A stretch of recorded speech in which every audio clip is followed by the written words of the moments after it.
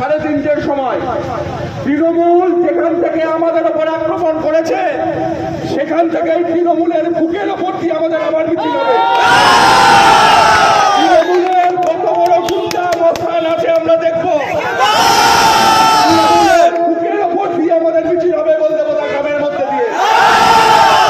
আমরা শান্তিপূর্ণ মিছিল করেছি।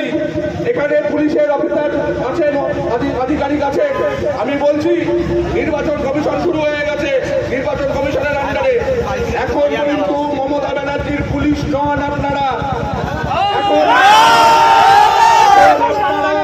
নির্বাচন কমিশনের পুলিশ, নির্বাচন কমিশনের দায়িত্ব পালন আপনারা করবেন।